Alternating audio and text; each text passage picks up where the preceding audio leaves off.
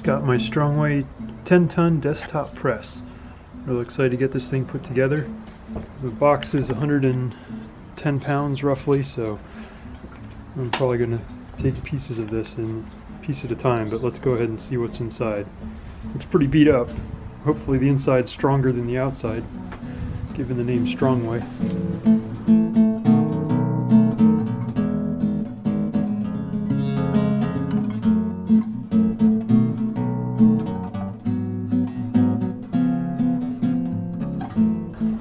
Well, the obvious beating that this box took getting here apparently had no effect on the parts. Thankfully the paint seems to be quite strong, the parts seem to be nice and straight, and looks like everything is here, I hope. So I'm going to start bringing these pieces in one by one and finish cleaning off all these incredibly annoying particles of styrofoam, and we'll assemble it inside.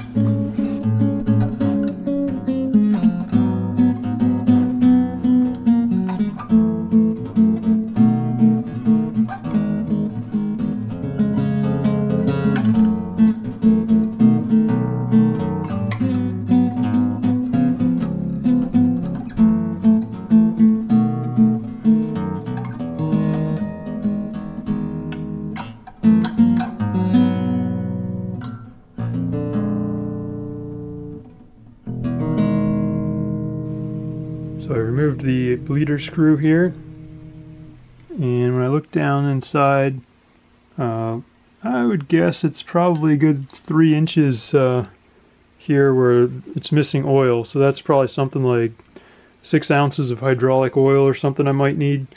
And I don't know if there's any other air bubbles. There may be something in the top of the cylinder here that'll work its way out eventually, I don't know. So I'm gonna have to just go ahead and buy myself a little thing of hydraulic oil and refill this cylinder here and see if we can get it going. Okay, here we go for a little demo.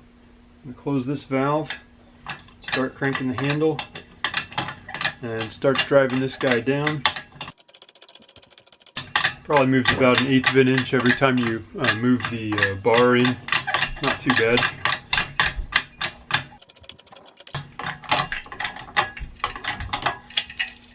Good. 1,000 pounds on there pretty easily. Alright, there we go.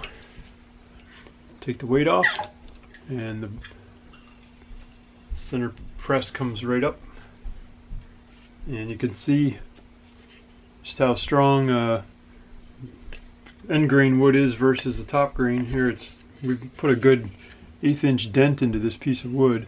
Pretty remarkable. So that's what you can do with 1,000 pounds on this piece of wood like that. Let's see about bending a piece of metal here. Probably won't be too hard.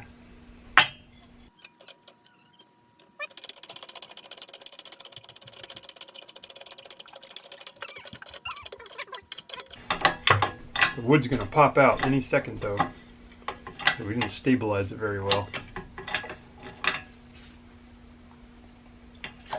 But once we get a good jig going, it's not going to be that hard to bend a piece of metal if we ever needed to. Just make sure you make a good jig to do it with so these pieces of wood don't go flying everywhere. And also, these pieces don't go flying everywhere. They slip around a lot, so you got to be a little careful. Cool, it works. Very nice. I'm sure all you all are wondering why I've got this hose in the front of the machine instead of the back. Well, I guess I got luck of the draw here. I couldn't get this whole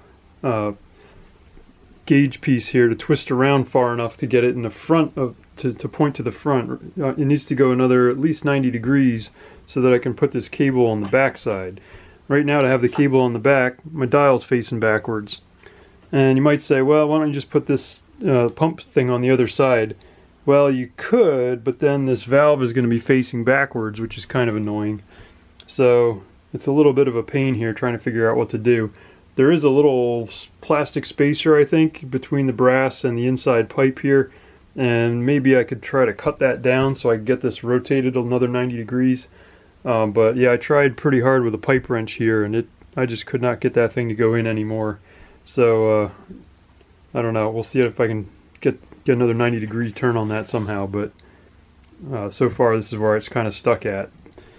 but I don't mind too much because I'm going to be pumping from here and watching the gauge anyway, so this might be fine. Still a great little press.